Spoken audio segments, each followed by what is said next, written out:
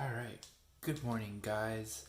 I wanted to go through a very special problem that I think can very easily confuse people if they don't break it down the way we're about to break it down, but can also really help clarify some stuff that is a little counterintuitive when it comes to projectiles, especially projectiles that are launched horizontally. Now, that's been our focus for our class so far. When I say horizontally, all I mean is this. I mean that the object is launched in this direction.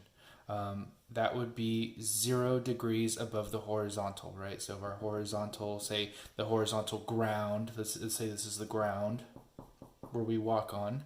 The launch happens 0 degrees above the horizontal, and ideally we would launch things, say something like, which has been our common thing, say something like a cannon, right? Cannon, and we're gonna launch that horizontally. This is 0 degrees. If we were setting up our cannon, it'd be 0 degrees above the horizontal. So that's what I mean by horizontally launched projectiles. Okay, it means that the angle is 0 degrees. Now we're going to look at a special case of that, and what I need to do before we make that happen is I need to draw a very special situation or device. And so I'll draw it like, say, like this. So I have a table, but the table is kind of a very well engineered table. And on that table, let me draw some legs so you know it's a table. On that table, what we'll have is there is a little contraption right there, and then there is another contraption. There's another contraption. What's it right here? Okay. So what that is, it's kind of tough to explain right now, but when we kind of finish our picture here, it'll make more sense. On that table, we have a blue sphere, and on the end of the table, we have a green sphere, or sorry, green. That is red. I know my colors, I promise. That is a red sphere. And there is a button, let's say B for button, right here on this side of the table. When I hit that button, two things happen. When I hit that button, this blue arrow will drop through the middle of the table, and this blue sphere, will drop through the middle of the table. This red sphere will launch horizontally off the table. Okay? We don't know how fast. We just know this is going to drop and this is going to launch horizontally. And so knowing that, this is what we should expect. We should expect that the blue ball, the blue sphere, should fall below the table and land somewhere down here.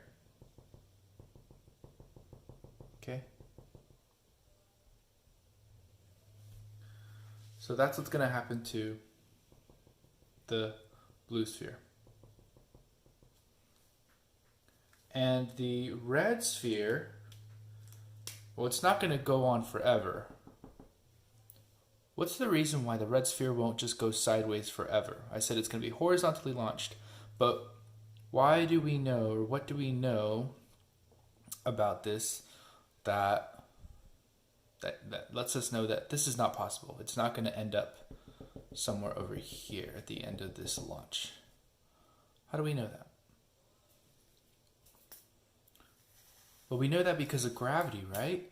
We know that gravity exists near Earth's surface. So this ball, yeah, it's going to move this direction, but it's also going to fall at the same time while it's moving sideways. And if that's true, what we get is that the ball will actually follow a trajectory. Remember, a trajectory is just a path. It'll follow a trajectory that's curved and looks more like this. Okay? And so the ball will end up somewhere down here.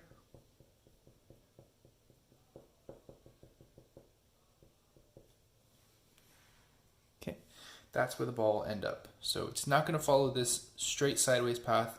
It's not going to just fall off the side of the table, because it is launched, it will follow this curved path. It goes sideways and downward at the same time due to gravity. Now, what I want to let you know is there's something very special here that's actually very often misunderstood. So my question to you is, will the ball, will the blue ball and the red ball land on the ground at the same time? What do you think? So the answer is that they will land at the same time. And there's some evidence that we know that we can put together to make that argument for why they would land at the same time. And all we have to do is start to put together the story of how these things are moving. And so we can we'll work components at a time. So to start off with, we're going to talk about the horizontal component.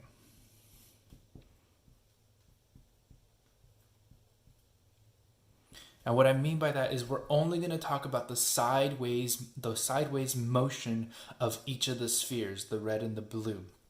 Something that you should know is that you'll use this symbol sometimes, Vx. The V stands for velocity.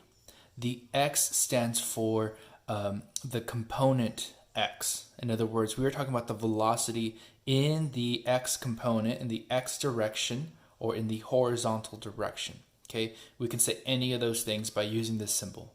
This is the velocity in the horizontal, or this is the velocity in the X direction, or this is the velocity in the X component. So whichever one you want to use, that is fair to say.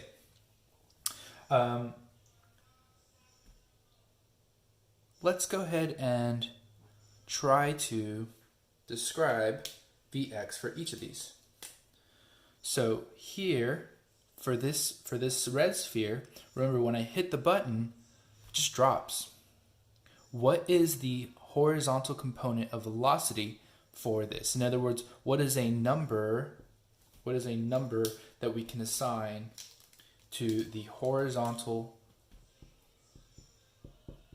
velocity?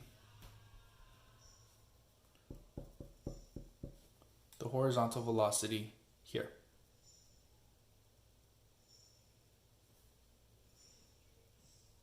What we should say is there is no sideways motion. If there is no sideways motion, then guess what? There is no horizontal velocity.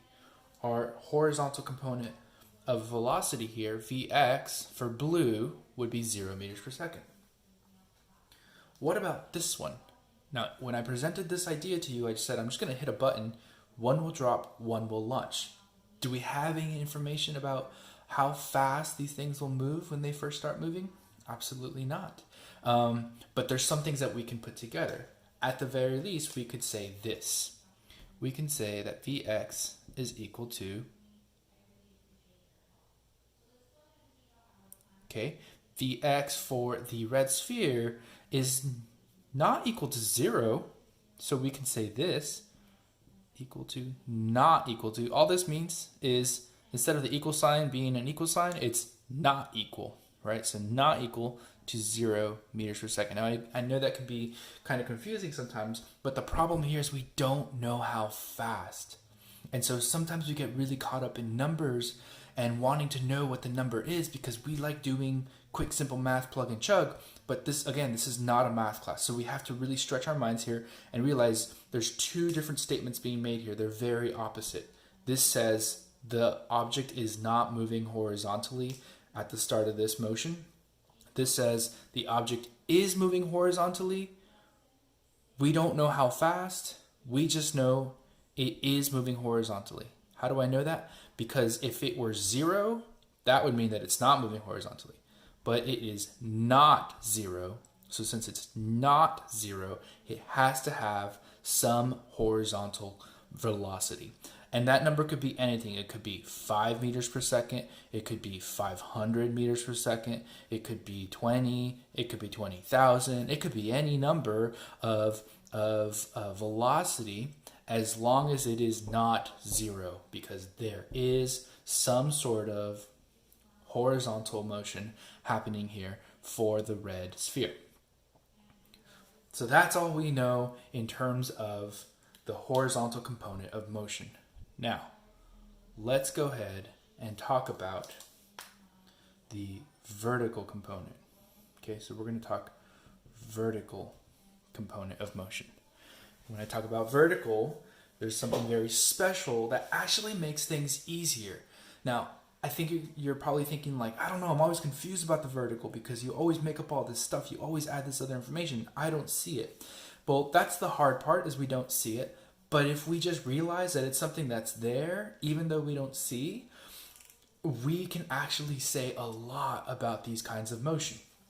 So, for example, what we can say for sure is this, when I hit the button, this just kind of opens a space for the ball to fall. When I hit the button, something launches the red sphere, but it only launches it in the horizontal direction.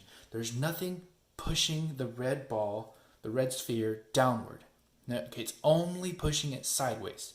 It's kind of like those of you who maybe when you've played like at a desk, you play like that football game where you get like a little piece of paper, you just wad it up, and then you just like give it a little like flick like that.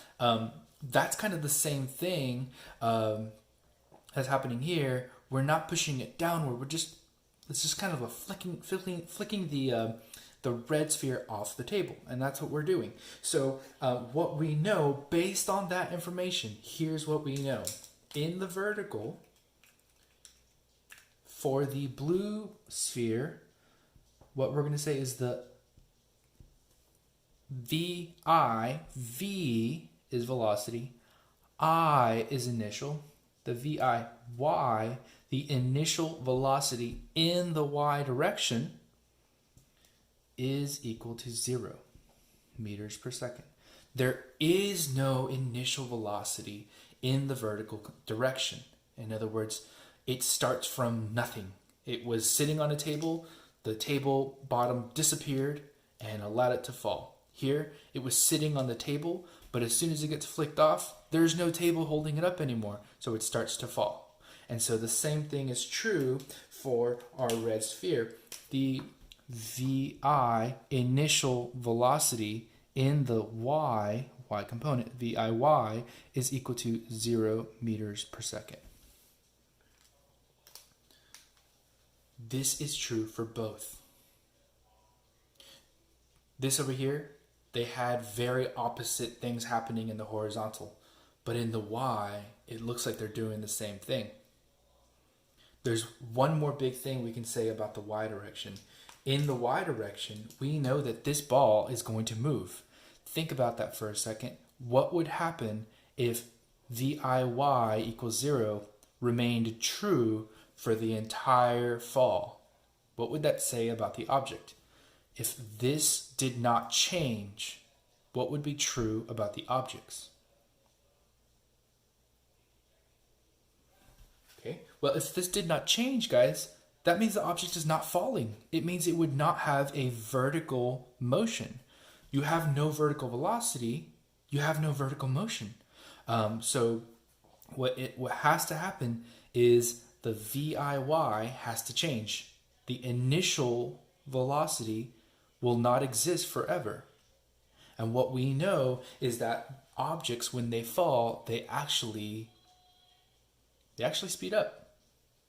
So objects, when they fall, they actually speed up. Yeah, they're traveling in a negative direction and things can get kind of messy there, but the most important thing is we know that as objects fall, they speed up. Why do they speed up? What is the evidence that we have, that we know as new physicists, that objects will speed up as they fall? Well, they speed up as they fall because of this thing known as acceleration. And in particular, the acceleration when an object is falling is known as negative g. And in particular, we'd say that that is a value of negative 10 meters per second squared. Now that's approximation, right? But 10 is going to make our lives easier, so we're going to use it. So what we know is that there is an acceleration due to the gravitational field on Earth, and that acceleration has a value of negative 10 meters per second. Well, guess what? The very same thing is true for this Remember, we're only focused on the y component, and so there is nothing different about how the red sphere is falling compared to the blue sphere. Check it out. They're doing the same thing. They start at 0 meters per second. They both have the same acceleration because they're both near Earth's surface. In fact, they're the same height above Earth's surface. And they both have this value as their acceleration. So this is the rate at which this velocity will change. And so we don't know the height of the table. We don't know anything about the masses of the spheres, but we do know this. We do know they start at the same velocity and they have the same rate of change velocity. So guess what? Second for second, meter for meter, as they fall, they will be exhibiting the same motion if we're just focused on the vertical component. In other words, they'll look exactly the same if we were only looking at their vertical motion. And right now, that's all we're doing. And so another thing I can say, and this is where I'm kind of pushing it, and maybe I'm kind of going into a real gray area, but what I'm going to say now is I'm going to propose to you a question. Which one takes longer to fall? Well, to answer that question, all we need to focus on is the fall. Yes, I know this object is moving to the side as it falls, but I can just focus, because in physics we do this, we can just focus on the fall. This object, fortunately for us, is only falling. So if I just focus on the fall, what I should be able to say is that time is the same as this time. We'll call this time A, and let's do this. Let's call it time blue and time red. What I know is that time blue and time red are the same thing. They just equal some time. Okay? And if we want, let's get fancy. Let's just call it a capital T. Capital T time to just remind us it's the same thing. So that being said, because of their initial properties, because of the rate of change of their velocity, or what we call acceleration, they will take the same amount of time to fall. So the big question is just this: what's different about them? The only difference for these two spheres is that after they fall, this one ends up some distance away from its starting horizontal position. Okay, it was here and it ends up over here. For this one, it just falls. It does not change its horizontal position. So they both have the exact same vertical displacement, or what we would call, let's just say this. So this space right here is the height of the table. Okay, so here for the blue, the vertical displacement is equal to h, and here the vertical displacement, guess what, is equal to what? Well, it's equal to h as well. So, because these objects have the same initial vertical velocity, because they both experience gravity the same way, because they start from the same height, what we know is they will take the same amount of time to reach the ground. The only difference is that this object will have experienced a horizontal displacement and a vertical displacement, whereas this object, the blue sphere, only experienced a vertical displacement. Okay? So if someone asks you, well, why do the spheres reach the ground at the same time? What's the big idea here? I mean, this one looks to me like it traveled this distance, but if I think about it, this one traveled more distance. It followed this curved path. How is it that they land at the same time? Well, we have 4 solid pieces of evidence. One is that we know as physicists that the vertical and the horizontal motion are independent. In other words, this motion has no effect on the fall of this red sphere. The horizontal velocity has no effect on the fall of the sphere. The other thing is that they both start at the same height. because they both start at the same height, they also experience the same rate of change of velocity. In other words, they both experience the same vertical acceleration.